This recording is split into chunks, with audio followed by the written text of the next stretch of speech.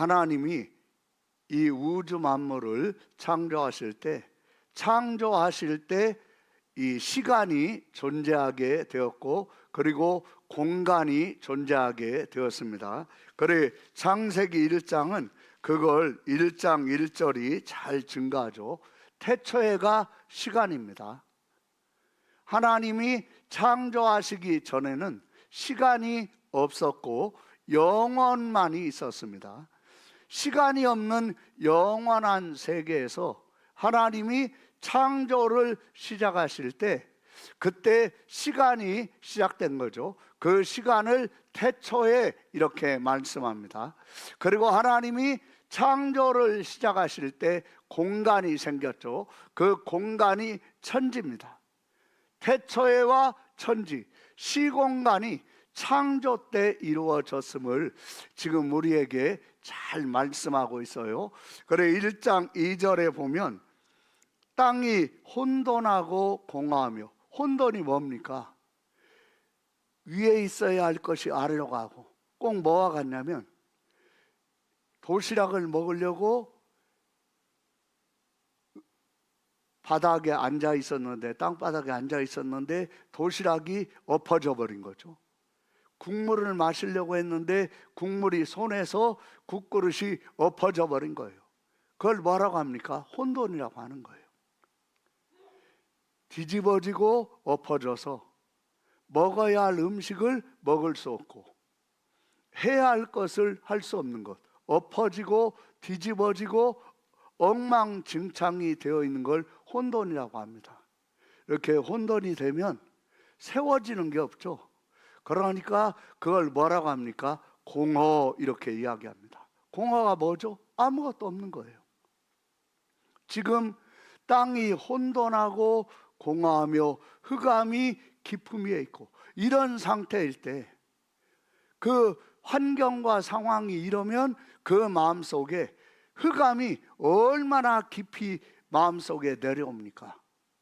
그러면 그 사람은 절망이 되고 좌절이 되고 낙심이 되니까, 그리고 아무리 뭘 해봐야 되는 것도 없고 될 리도 없다, 아무리 해봐야 헛고생이고 헛수고다, 이런 마음이 마음속에 깊은 곳까지 있는 상태, 그것을 뭐라고 합니까? 흑암이라고 하는 거예요. 예, 지금 하나님이 창조를 시작하셨을 때 땅이 어떤 상태였냐면 혼돈하고 공허했다. 흑암이 깊음 위에 있었다. 깊은 곳까지 흑암이 있었다. 엉망진창, 아무것도 없고 세워진 것도 없고 모양도 없고, 흑암이 깊음 위에 있는데, 이런 속에 우리의 마음도 마찬가지죠. 우리의 마음도 이렇게 혼돈하고 공허하면, 그러면 뭘 해도 기쁨이 없어요. 막 마음이 뒤죽박죽이에요. 마음이 엉망이에요. 앞뒤가 없어요. 좌우가 없어요. 엎어지고 뒤집어지고 막 섞였고 혼잡한 거죠. 그러면 그 마음에 세워지는 것이 없죠. 그러면 어떻게 됩니까? 그러면 그 사람이 텅 비어 있는 것이 되는 거예요. 텅 빈 것과 같이 되면 그 사람에게 마음속 깊은 곳에 내려오는 것은 무엇입니까? 흑암입니다. 흑암이 무엇입니까? 내가 살 길이 보이지 않는 거예요. 내가 이 문제에서 벗어날 길이 보이지 않는 상태, 그걸 성경은 흑암이라고 하는 거죠. 흑암이 마음 깊은 곳까지 덮고 있습니다. 그러니까 뭘 잘해봐야겠다, 뭘 해봐야겠다, 나는 할 수 있다, 나는 하면 된다, 나는 이런 어려움이 있지만 이 문제를 반드시 이기고 승리할 수 있다, 이런 것들이 마음속에 이게 흑암으로 덮여가지고 이런 것들이 길을 못 찾는 상태, 그것이 흑암이 깊음 위에 있는 거죠. 그러면 여러분, 우리의 상황과 환경이 이렇습니까? 우리의 마음속이 이렇습니까? 내 생활이 이렇습니까? 그러면 우리는 끝나는 것입니까? 여러분, 이런 때가 바로 성령 하나님께서 저와 여러분을 위하여 놀라운 창조의 역사를 펼쳐가시는 시작이 되는 때임을 믿으시기를 바랍니다. 성령 하나님께서 놀라운 일을 행하시는 거죠. 그러니까 어떻게 놀라운 일을 행하십니까? 하나님의 영은 성령님을 말씀하죠. 성령 하나님, 하나님의 영은 수면 위에 운행하시니라, 이렇게 지금 말씀하고 있어요. 그러면 여러분, 절망의 눈물, 좌절의 눈물, 나는 죽는 게 낫겠다는 자포자기의 눈물, 우울의 눈물을 흘리면서 밤에 잠을 자는 것이 아니라 눈물로 얼굴을 덮어버리고 눈물의 얼굴이 붓고 절망과 좌절과 낙심 속에서 화장실에 들어가서 용변을 보려고 하면 얼굴에 눈물이 가득합니까? 코미디를 보다가도 웃다가도 눈물이 쏟아지고 있습니까? 그때가 어떤 때입니까? 혼돈하고 공허하며 흑암이 깊음에 있는데, 그때 여러분의 온몸이 눈물로, 좌절의 눈물, 절망의 눈물, 우울의 눈물, 낙심의 눈물, 나는 아무리 해도 되지 않아, 나는 사람들에게 짓밟힐 뿐이야, 나는 사람들에게 당하고 있어, 그런데 무기력하게 무능력하게 짓밟히고 이용당하고 조종당해, 나는 바보야, 나는 죽어 마땅해, 나 같은 건 없는 게 낫지, 이런 마음에 눈물로 가득하고 있습니까? 여러분, 그런 수면 위에 하나님의 성령이 운행하십니다. 성령 하나님께서 그 사람을 덮으시는 거예요.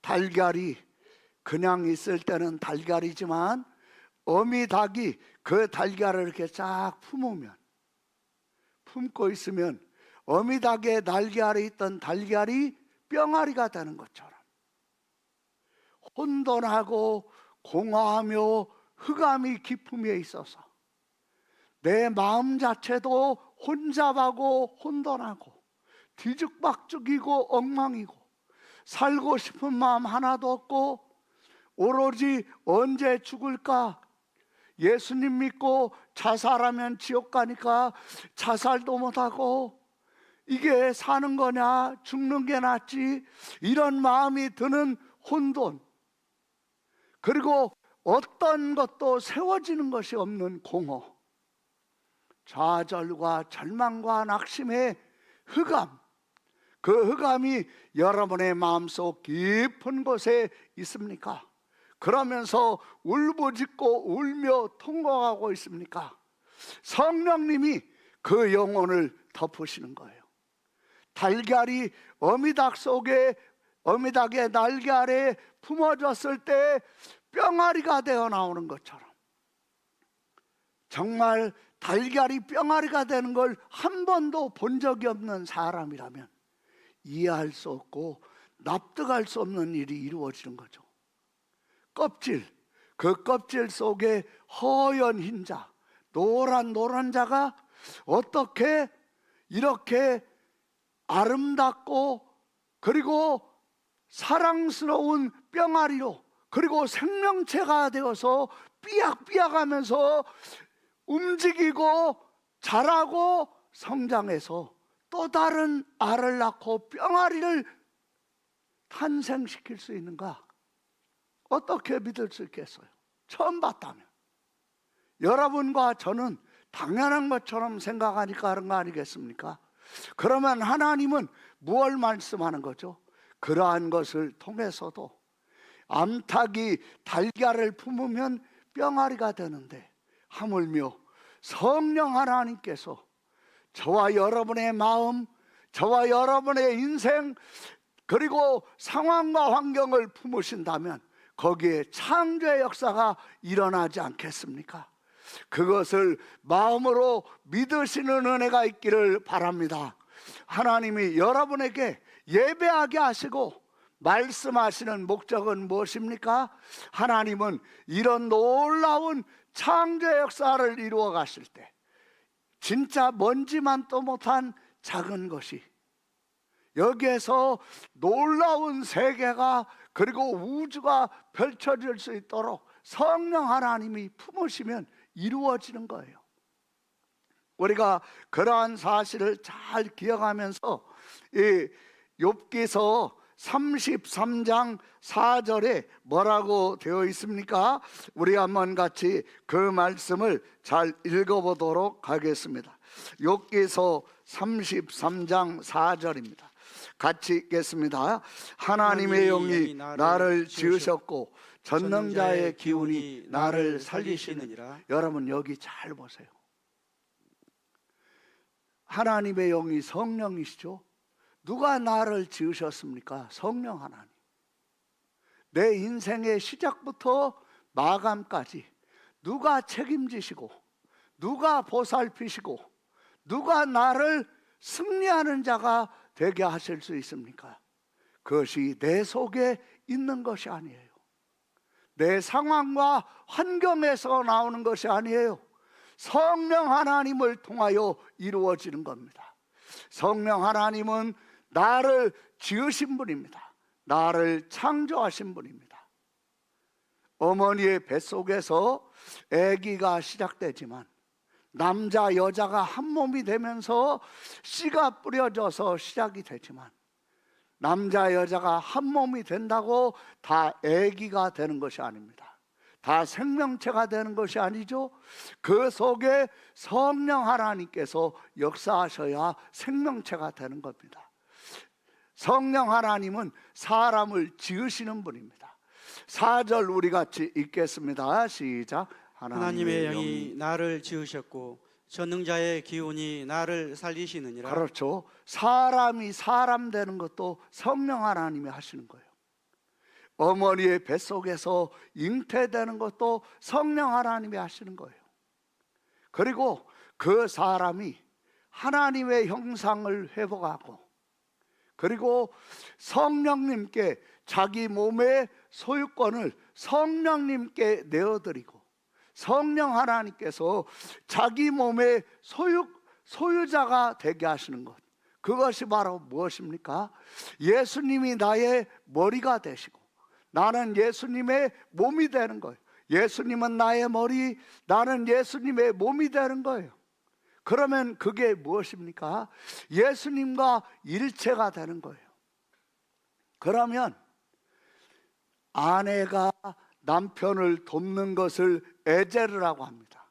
그런데 예수님께서 저와 여러분의 인생의 에제르가 되신다면 어떤 창조의 역사가 일어나겠습니까? 어떤 놀라운 역사가 일어나겠습니까? 예수님은 어떻게 인생을 도우십니까? 회당장의 딸이 죽어가는 거예요. 그 예쁘고 사랑스러운 어린 소녀가. 그러니까 회당장이 죽어가는 딸의 앞에서 아무것도 할 수 없는 거예요. 내 딸인데, 내가 사랑하는데, 내 딸을 어떻게든지 살려보고 싶은데 아무것도 할 수 없는 거예요. 아무것도 할 수 없는데 이 사람 속에 예수님이 생각나는 거예요. 언제 그랬겠습니까? 딸을 쳐다보면서 얼마나 눈물이 쏟아졌겠어요. 이 사랑하는 딸, 이 딸 대신 내가 죽는 게 낫지. 내 생명을 이 딸의 생명과 바꿀 수만 있다면 바꾸고 싶다. 그리고 저런 고통 내가 당하고 싶다. 얼마나 눈물을 흘렸겠어요. 눈물이 철철 쏟아지죠. 그러면서 절망하고 좌절하고 낙심하지 않았겠어요. 무기력해지고 무능해지고 그 마음이 혼돈과 공허로 절망의 흑암으로 그 마음속에 어떤 소망도 없을 때 성령 하나님께서 그 회당장의 마음을 덮으셨어요. 어떤 일이 일어납니까? 나는 할 수 없어요. 내 딸은 죽어가요. 내 상황과 환경에는 길이 없어요. 어디에도 길이 없어요. 근데 성령 하나님께서 회당장을 덮으시니까 전능자의 기운이 회당장의 영혼을 살리시는 거예요. 어떻게 살리십니까? 내가 할 수 없지만 나사렛 예수가 오셔서 내 딸에게 말씀하시면 내 딸이 낫겠다. 이런 마음이 성령 하나님께서 회당장의 수면 위에 운행하실 때, 회당장이 울면서 좌절하고 절망하며 흑암이 회당장의 기품 위에 내려앉아 있을 때, 성령 하나님이 회당장을 덮으시면서 운행하시면서 떠오른 거예요. 아, 예수님께 가면 뭔가 길이 있겠다. 여러분이 혼돈하고 공허하고 흑암이 깊음 위에 있고, 누우면 눈물, 웃으면서도 눈물, 사람 만나고 나면 눈물, 밥 먹으면서 눈물, 우울과 울적함과 좌절과 절망이 여러분의 마음속 깊은 곳에 내려와 있습니까? 여러분의 삶의 깊은 곳에 내려와 있습니까? 그 수면 위에, 눈물의 수면 위에, 좌절의 눈물의 수면 위에, 절망의 수면 위에 성령 하나님이 덮으시고 운행하십니다. 회당장이 예수님을 찾아간 거예요. 예수님께 자기 집에 와주시기를 부탁하려고 가서 말씀을 들으려고 하는데, 회당장의 집에서 사람이 온 거예요. 따님이 죽었어요. 선생님을 괴롭게 하지 마세요. 죽은 사람 살려달라고 해봐야 선생님 마음만 괴로운 거지 무슨 답이 있겠어요? 여러분, 우리의 삶에 혼돈과 공허는 왜 오는지 아십니까? 답을 자기가 내리면서 오는 거예요. 흑암이 우리의 깊은 곳까지 내려와서 절망하고 좌절하게 하는 이유가 뭔지 아십니까? 내가 결론을 내리고 답을 내리기 때문입니다. 죽은 것, 사는 것, 어떤 것도 죽음은 우리에게 끝이지만, 죽음은 우리에게 답이 없는 것이지만, 위대하시고 놀라우신 하나님, 신명기 32장 39절에 뭐라고 되어 있습니까? 우리가 그 말씀을 한번 같이 읽어보겠습니다. 같이 우리 크게 한번 읽읍시다. 시작. 이제는 나고 내가 그인 줄 알라. 나 외에는 신이 없도다. 아멘. 여러분, 성부 하나님, 성자 하나님, 성령 하나님 외에는 신이 없어요. 이분들만이 신이세요. 삼위일체 하나님. 다시 한번 읽겠습니다. 시작. 이제는 나 곧 내가 그인 줄 알라. 나 외에는 신이 없도다. 나는 죽이기도 하며 살리기도 하며 상하게도 하며 낫게도 하나니 내 손에서 능히 빼앗을 자가 없도다. 여러분, 내가 길이 없으면, 동서남북 사방이 다 막혀 있으면, 상황과 환경과 조건은 나를 목을 조이는 것 같으면, 그러면 길이 없습니까? 그러면서 절망하고 좌절하고 눈물로 세월을 보내고 있습니까? 그런 여러분이 여기에 나와 계십니까? 성령 하나님께서 그런 분에게, 그런 영혼에게, 그런 마음에 성령 하나님이 덮으시고 운행하십니다. 그러면서 지금 말씀하시는 거예요. 이 말씀을 들으시기를 바랍니다. 같이 우리 크게 읽겠습니다. 시작. 이제는 나 곧 내가 그인 줄 알라. 나 외에는 신이 없도다.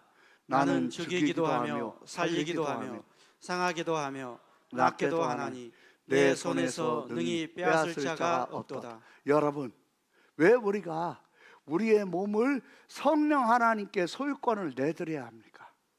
자기 몸이라고 자기 마음대로, 자기 몸이라고 자기 정욕대로, 자기 욕구대로, 그러면 그 사람에게, 그 사람의 마음에, 인생에 몰려 들어오는 것은 무엇입니까? 혼돈과 공허입니다. 그리고 흑암이 그의 삶의 깊은 곳까지 내려오는 것입니다. 그러면 그때부터는 타락의 길, 시험의 길, 그리고 시험에 빠지고 마지못해서 살고, 아니면 이중적으로 속은 죽을 지경이지만 겉으로는 웃고, 이러면서 자기가 자기의 생명의 능력까지 빨아먹는 그런 삶을 살게 될 수 있는 것입니다. 그래서 주님께서 지금 말씀하시는 거예요. 자기의 몸을, 자기의 인생을, 자기의 삶을 자기 손에 두려고 하지 말고 주님의 손에 넘기시기를 예수님의 이름으로 축원합니다. 아멘. 39절을 다시 한번 잘 읽어보세요. 시작. 이제는 나 곧 내가 그인 줄 알라. 나 외에는 신이 없도다. 나는 죽이기도 하며 살리기도 하며 상하기도 하며 낫게도 하나니 내 손에서 능히 빼앗을 자가 없도다. 아멘. 여러분, 내 손이 저와 여러분의 손이 아니라 성령 하나님의 손이세요. 자기의 모든 걸 자기 손에 쥐려고 하면, 그러면 빼앗을 자가 와서 빼앗습니다. 왜 빼앗깁니까? 그 빼앗는 자가 눈에 보이는 사람이 사기를 쳐도 빼앗기는데, 내 눈에 보이지 않는 존재가 와서 속이고, 그리고 나를 미혹하고 유혹하면 어떻게 되겠습니까? 요한복음 10장 10절 한번 보세요. 뭐라고 되어 있습니까? 도둑이 오는 도둑질하고 죽이고 멸망시키려는 것뿐이요, 내가 온 것은 양으로 생명을 얻게 하고 더 풍성히 얻게 하려는 것. 여기 잘 보세요. 여러분, 자기 몸을, 자기 인생을 자기 손에 두고 있으면 다 뺏깁니다. 20대, 30대, 40대 젊을 때는 젊음으로 뺏겨도 뺏기는 줄 모르고 그렇게 살지만요, 50이 넘어가 보세요, 60이 돼 보세요, 그러면 혼돈하고 공허하고 흑암이 깊음 위에 있을 때 그 좌절과 절망과 낙심, 나는 뭐 하면서 살아왔는가? 이게 바로 나는 뭐 했는가? 내가 살아온 삶의 결과는 뭔가? 솔로몬이 전도서에서 뭐라고 했습니까? 모든 것이 헛되고 헛되니 헛되고 헛될 뿐이다. 솔로몬이 이렇게 고백했습니다. 뭘 말합니까? 나는 예루살렘 성전을 지었고 예루살렘 성을 지었고 아내만 1000명이고 그리고 금은보화가 가득한데, 왜 그렇게 말합니까? 솔로몬이 틀린 거예요. 부자이면서 하나님이 없는 것은 모든 것을 도둑질 당한 것이라는 걸 알게 될 때 얼마나 불행합니까?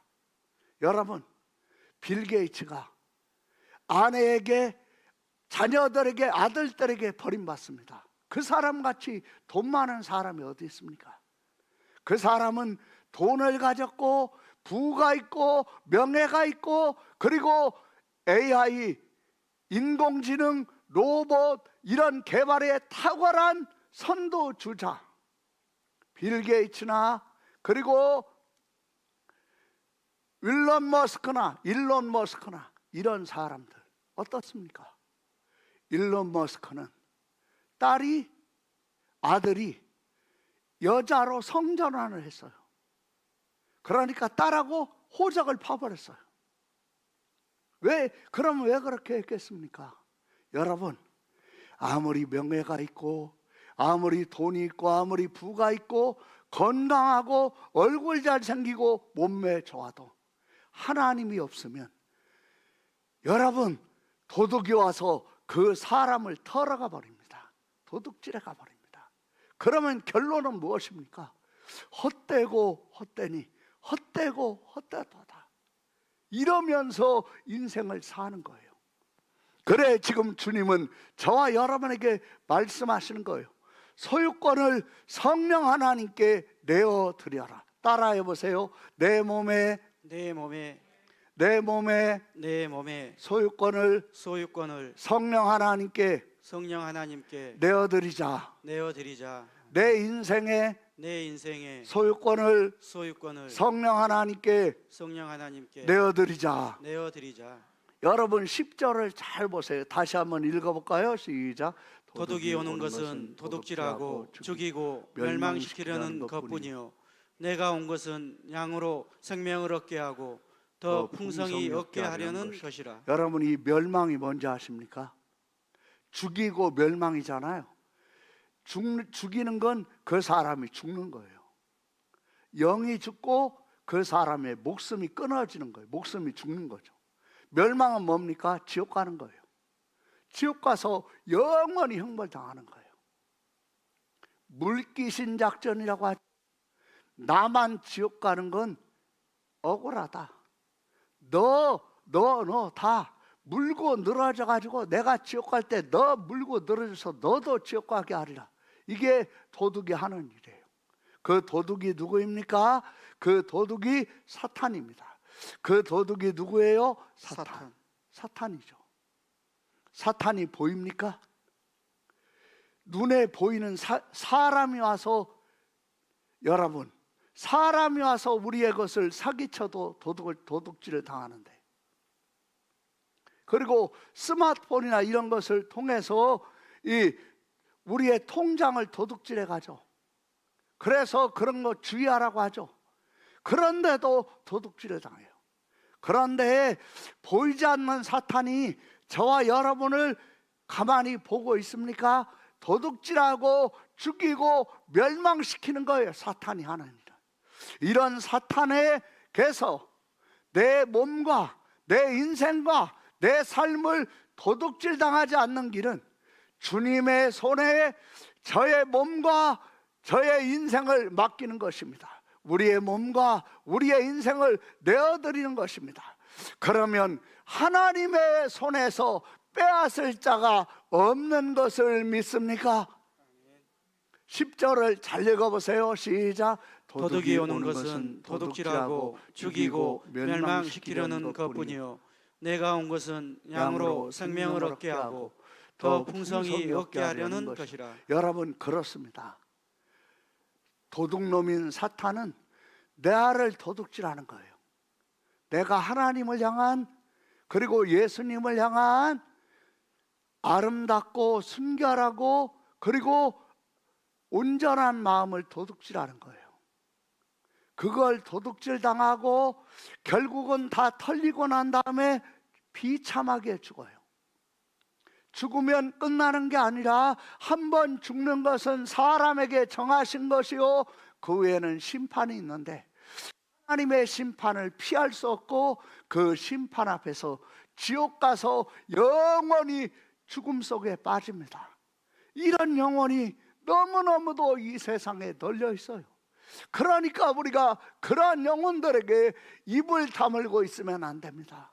그러한 사람들에게 예수님을 전하고 예수님을 말해야 합니다.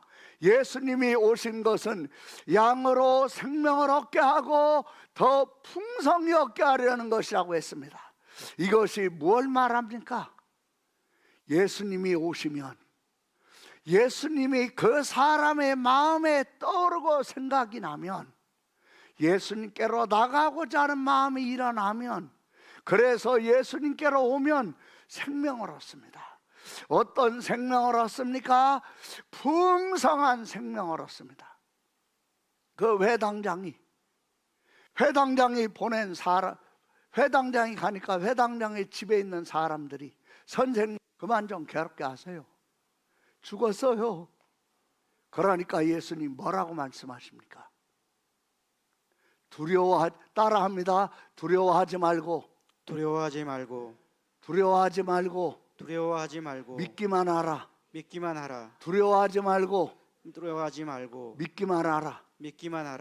그리고 예수님이 회당장의 집으로 쫙 가실 때 어떤 일이 일어납니까?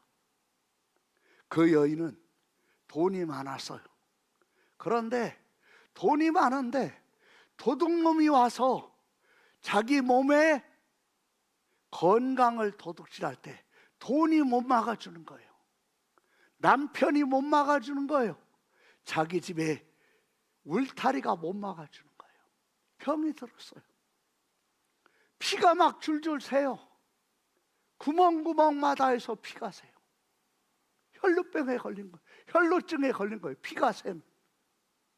그러니까 이 여인은 많은 약을 먹었고 많은 의사를 찾아갔지만 괴롭고 고생만 했고 병은 깊어진 거예요. 그 여인의 인생에 눈물바다가 되는 거죠. 아무리 해도 안 되는 거예요. 눈물이 쏟아지는 거예요. 어디에도 길이 없어요. 여러분, 몸이 아픈데 죽을 지경인데 사방이 막혔고 어디에도 길이 없습니까? 주님이 저와 여러분의 길이 되어 주십니다. 그 문제를 해결해 주십니다. 그러니까 그 여인이 어떻게 했습니까? 자기의 머리에 그 울고 있는 혼돈과 공허와 흑암 속에서, 깊은 흑암 속에서 울고 있는 그 여인, 그 여인을 성령 하나님이 덮으시니까 그 여인의 머리에 예수님이 생각난 거예요.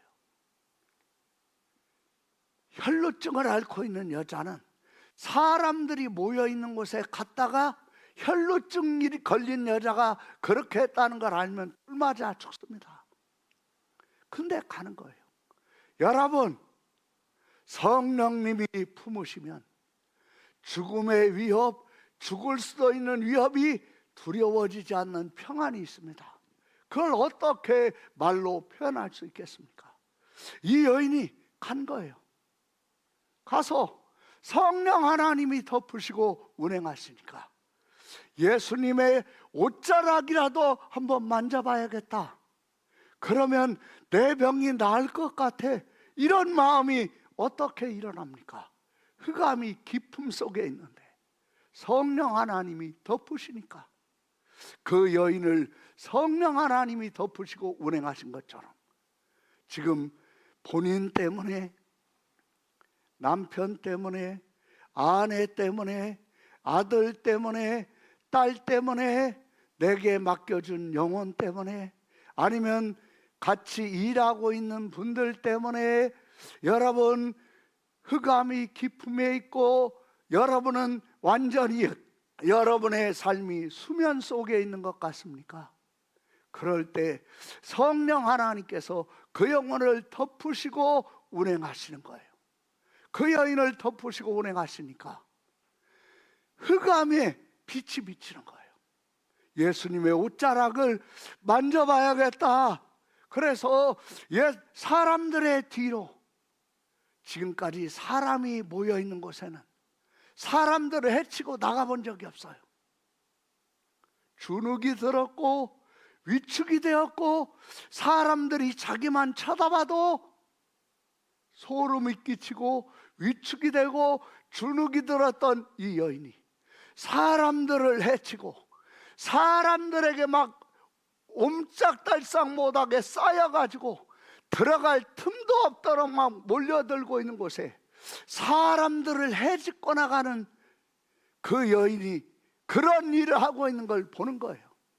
여러분, 저와 여러분은 못하지만 성령 하나님이 덮으시면 성격도, 그리고 내가 지금까지 살아오면서 겪었던 상처로 소심해져 있고 절망하고 낙심해서 나는 이런 행동을 못할 것처럼 보이는 상황에 있습니까? 그런 처지에 있습니까? 성령 하나님이 덮으시고 운행하시면 저와 여러분에게 창조의 역사가 일어나는 것입니다. 내 성격으로는 할 수 없었는데 성령 하나님이 내 성격에 창조의 역사를 일으키십니다. 나는 할 수 없었는데 내가 달라지는 거예요. 내가 변화되는 거예요. 내가 새로워지는 거예요. 그것이 뭐에서 옵니까? 성령님에게서 오는 거예요. 사람을 지으셨고 사람의 영을 하늘나라에 갈 때까지 다시 살리시는 성령 하나님께서 저와 여러분을 창조하시는 겁니다. 그게 아멘. 아멘. 그러니까 어떤 일이 일어납니까? 옷을 만진 거예요. 그런데 다른 사람은 모르죠. 예수님과 이 여인, 예수님의 몸에서 능력이 나가는 걸 예수님이 아세요. 예수님의 능력이 자기 몸에 들어오는 걸 자기가 알아요. 여러분 잘 보세요. 예수님이 나의 머리, 내가 예수님의 몸이 되는 순간인 거예요. 이때 기적이 일어나는 거예요. 사랑하는 성도 여러분, 여러분의 몸과 여러분의 인생을 성령 하나님께 소유권을 넘겨드리시기를 예수님의 이름으로 축원합니다. 아멘. 어떤 일이 일어납니까? 이 여인이 느끼는 거예요. 예수님도 아시죠? 느끼시죠? 능력이 나가시는 걸. 이 여인이 예수님의 능력이 자기 몸에 들어오는 걸 느끼는 거예요. 예수님의 능력이 관통하는 거예요. 예수님과 한 몸이 되는 거예요. 그러니까 어떤 일이 있습니까? 혈루병이 나아버린 거예요. 예수님이 그냥 가실 수도 있는데 딱 돌아서서 누가 내 몸에 손을 대었느냐? 주님, 지금 사람들이 몰려들어가지고 주님을 막 에워싸고 밀치고 하는 거 안 보이십니까?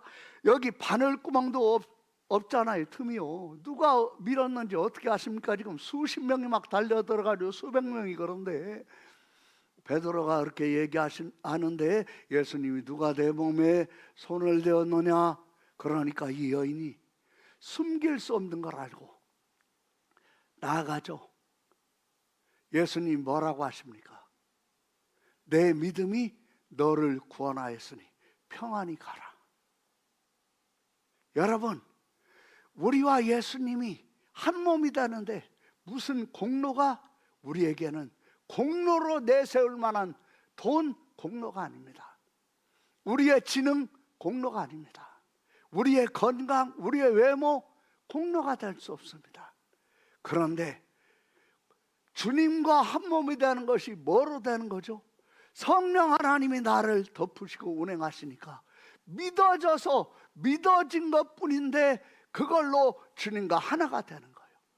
그런 은혜가 믿지 아니하는 가족과 남편, 아내, 아들, 여러분의 직장 동료, 여러분과 만나는 사람에게 성령 하나님이 덮으시고 운행하심으로 그대로 되는 역사가 있기를 예수님의 이름으로 축원합니다. 아멘. 그러면 어떻게 성령 하나님이 역사하시게 해야겠습니까? 누가복음 11장 13절을 보세요. 우리 한번 같이 누가복음 11장 13절을 같이 읽겠습니다. 같이 읽습니다. 누가복음 11장 우리가 9절부터 한번 크게 이 8절부터 읽겠어요. 8절부터 읽읍시다. 크게 읽읍시다. 시작. 내가 너희에게 말하노니 비록 벗됨으로 인하여서는 일어나서 주저하지 아니할지라. 다시 처음부터 시작. 내가 너희에게 말하노니 비록 벗됨으로 인하여서는 일어나서 주지 아니할지라도 그 간청함을 인하여. 뭐를 인하여? 간청함. 그 간청함을 인하여 일어나 그 요구대로 주리라. 여기 누가복음 11장 13절 한번 보세요. 같이 읽읍시다. 시작. 너희가 갈지라도 좋은 것을 자식에게 줄 줄 알거든 하물며 너희 하늘 아버지께서 구하는 자에게 성령을 주시지 않겠느냐. 여러분 하십니다. 성령은 누구에게 주십니까? 우리가 8절에 뭐라고 했죠? 간청. 여러분 요구가 뭡니까? 한 번 해가지고 안 되면 포기하는 거예요. 여기 우리가 예화로 지금 예수님이 드셨잖아요. 5절 한번 잘 읽어볼까요? 5절부터 시작. 또 이르시되 너희 중에 누가 벗이 있는데 밤중에 그에게 가서 말하기를 벗이여 떡 세 덩이를 내게 구워달라. 내 벗이 여인 중에 내게 왔으나 내가 먹일 것이 없노라 하면 그가 안에서 대답하여 이르되 나를 괴롭게 하지 말라. 아멘. 나를 뭐 하지 마라? 괴롭게 하지. 왜 괴롭게 하지 맙니까? 지금 우리야 창문도 있고 하지만 중동 지역에서 잠을 잘 때는 이 천막 염소 가죽, 염소 털로 만들어서 창문이 없어요. 창문이 없어요. 깜깜합니다. 그 속에 잠자기 전에 손 씻고 발 닦고 다 올라가 있는 가족들 다 거기서 누워서 자는 거예요. 근데 깜깜하니까 문 열어주려고 친구에게 나가다 보면 가족들 발도 바꾸는 누구야? 아빠야 아빠. 아빠가 밟아가지고 아파. 막 이러니까 그리고 본인도 나가다가 어디 머리 부딪히면 이러니까 깜깜하니까 괴롭게 하지 마. 지금 자고 있는 사람 고통스럽게 하지 마. 잠자다가 깨면 또 잠들려면 힘들지 않아. 괴롭게 하지 마. 이렇게 하니까 포기해버리는 게 뭐죠? 그게 요구예요. 뭐예요? 요구. 한 번 했는데 거부하니까 포기해버리는 게 요구예요. 7절을 읽어보세요. 다시 시작. 그가 안에서 대답하여 이르되 나를 괴롭게 하지 말라. 문이 이미 닫혔고 아이들이 나와 함께 침실에 누웠으니 일어나 내게 줄 수가 없노라 하겠느냐. 8절. 내가 너희에게 말하노니 비록 벗됨으로 인하여서는 일어나서 주지 아니할지라. 아멘. 뭐로 인하여서는 벗됨으로. 여러분, 저와 여러분이 하나님의 자녀죠. 하나님의 자녀임으로 다 받는 거 아니에요. 하나님의 자녀임으로 권세로 받는 거 많아요. 그러나 하나님의 자녀이기 때문에 자동적으로 주어지는 게 아니에요. 자동적으로 주어진다고 생각해서 한번 기도했다가 안 되면 포기하는 것은 요구예요. 그런데 요구만 하고 끝나는 사람은 응답이 없어요. 근데 누구에게 하나님이 가장 좋으신 성령님을 주십니까? 8절을 잘 읽어보세요. 시작. 내가 너희에게 말하노니 비록 벗됨으로 인하여서는 일어나서 주지 아니할지라도 그 간청함을 인하여 일어나 그 요구대로 주리라. 뭐 할 때 주세요? 간청을. 간청. 뭐 할 때? 간청할 때. 간청이 뭐죠? 줄 때까지 안 가는 거야. 줄 때까지. 줄 때까지 어떻게 합니까? 안 가는 거예요. 막 문을 두드려. 아이고 야 영철아 나를 괴롭게 하지 마. 가. 없으면 그냥 자면 될 거 아니야. 뭐 손님 왔다고 먹을 거 준비한다고 니네 집에 없다고 우리 집에 왔어. 빨리 가. 알았어. 가야지 뭐. 힘들구나. 왜? 기분 나쁜가 보네. 가자. 이게 요구예요. 괴롭게 하지 말라고. 짜증나 진짜. 가. 그러는데 막 야 영철아 가라니까. 영철아 가라니까. 영철아 하는 거예요. 막 한 손으로 치다가 이제는 막 그러니까 집 식구 다 깰 것 같아. 이렇게 하는 그냥 저 찐득이 저거 저 찰거머리 저거 간청하니까. 친구 때문이 아니라 뭐 하니까? 간청하니까. 뭐 하니까? 간청하니까. 친구 때문이 아니라 간청함을 인하여 그 요구대로 뭐 하리라? 주리라. 여러분, 그러니까 어떻게 간청합니까? 9절 잘 읽어보세요. 시작. 내가 또 너희에게 이르노니 구하라 그러면 너희에게 주실 것이요 찾으라 그러면 찾아낼 것이요 문을 두드리라 그러면 너희에게 열릴 것이요. 여러분, 가만히 앉아 있으면 그냥 예배만 드리고 가면 그 사람에게 성령이 오시지 않아요. 성령님이 그 사람을 덮지 않으시는 거예요. 그러니까 뭐하라? 간청하라. 뭐하라? 간청하라. 예배는 뭐와 같냐면 요구와 같아요. 기도는 뭐와 같습니까? 간청입니다. 기도는 뭐와 같습니까? 간청입니다. 기도하지 않는 사람은, 간청하지 않는 사람은 하나님께서 가장 좋은 것을 주시지 않아요. 하나님 말씀하신 거예요. 이 성령님을 받아야 돼요. 9절 다시 한번 읽겠어요. 시작. 내가 또 너희에게 이르노니 구하라 그러면 너희에게 주실 것이요 찾으라 그러면 찾아낼 것이요 문을 두드리라 그러면 너희에게 열릴 것이니.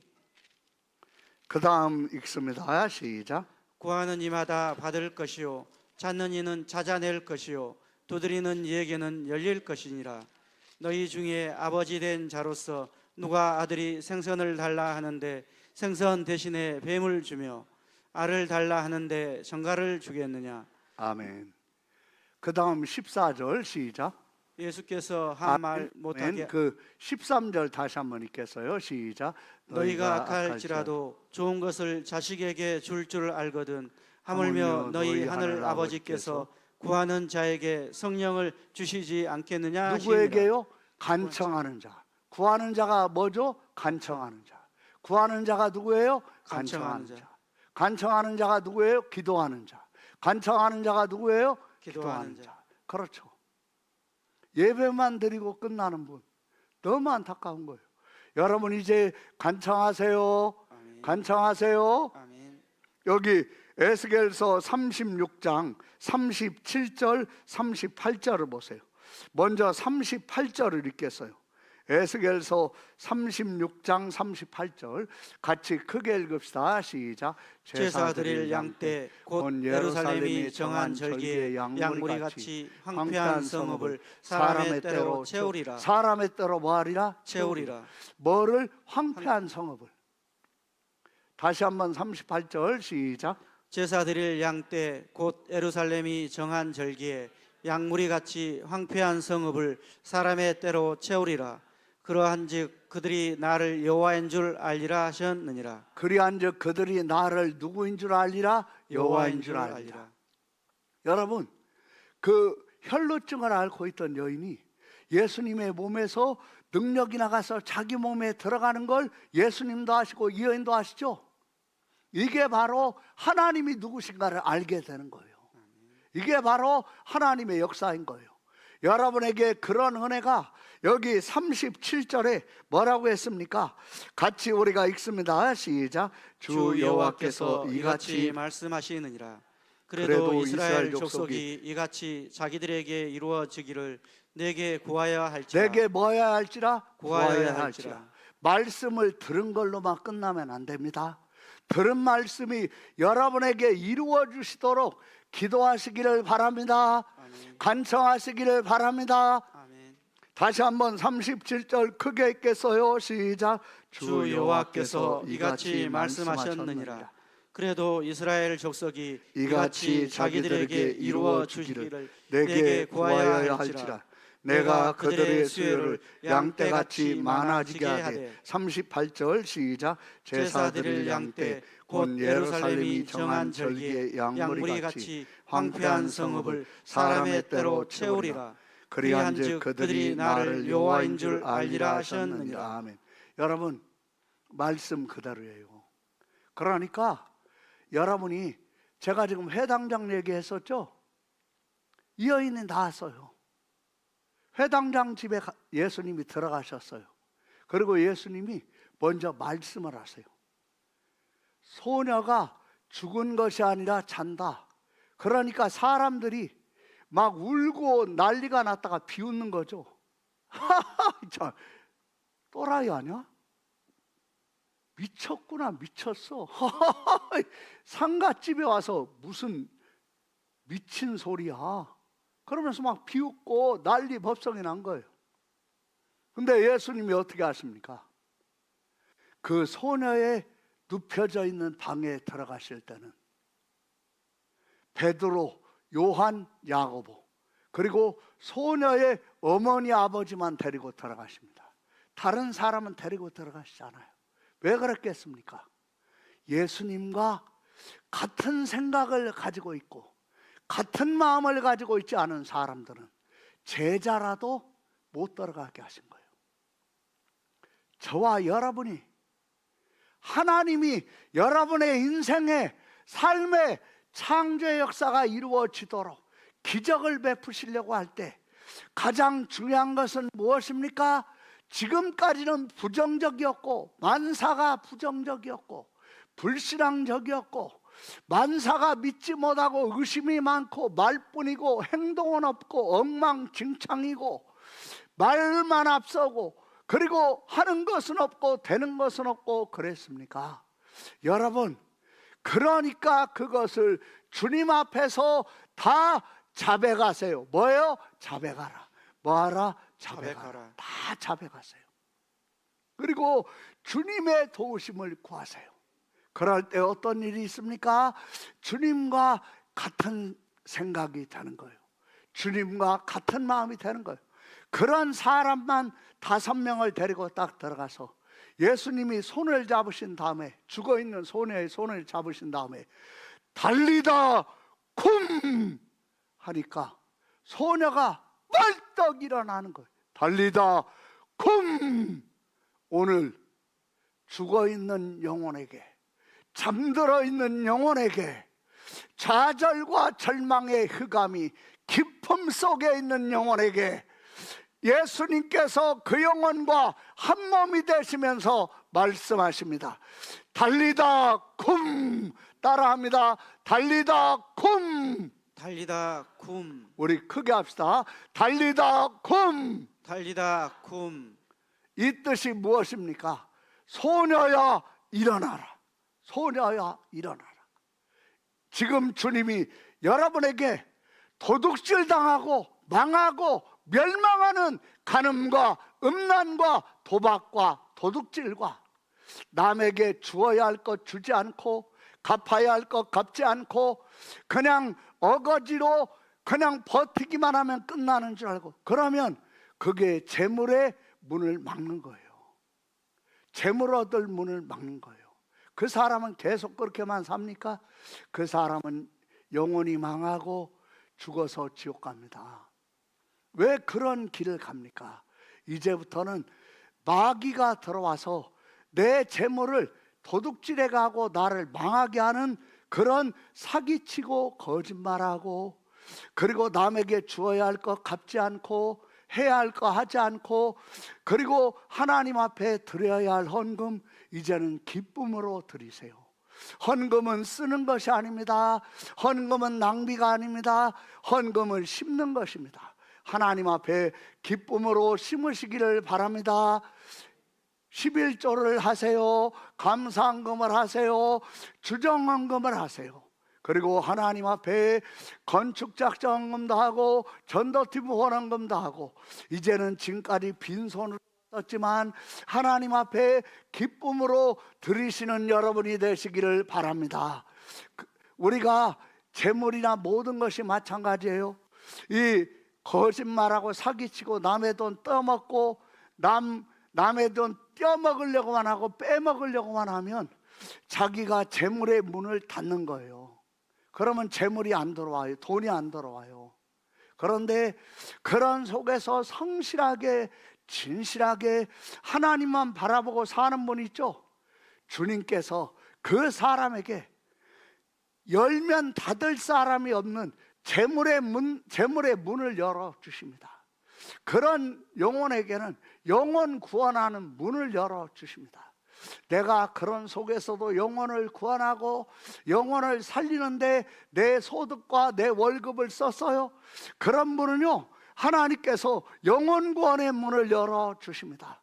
그리고 그것과 더불어 재물의 문을 열어주십니다. 누구도 닫지 않는 그러한 창조의 역사를 주님께서 이루어 가신다라는 거예요.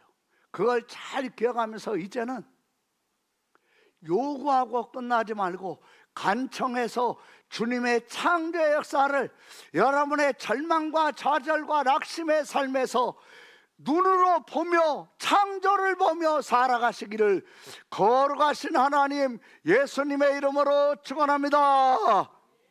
기도하겠습니다. 하나님 아버지 감사합니다.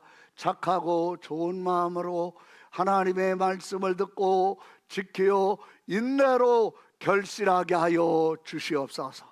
아버지 하나님, 이제 우리가 세상에서 돌이켜 어린아이같이 하나님의 말씀을 믿게 하시고 하나님의 말씀이 영으로 생명으로 우리에게 하나님의 능력으로 나타나며 우리의 삶의 말씀이 그대로 이루어지는 창조의 역사가 일어나는 인생을 살게 하여 주옵소서. 이제는 요구하고 끝나는 인생이 아니라 주님이 응답하실 때까지 포기하지 아니하고 간청하는 자가 되게 하여 주시옵소서. 하나님의 창조 역사를 보게 하여 주시옵소서. 거룩하신 주 하나님, 예수님의 이름으로 기도합니다. 아멘.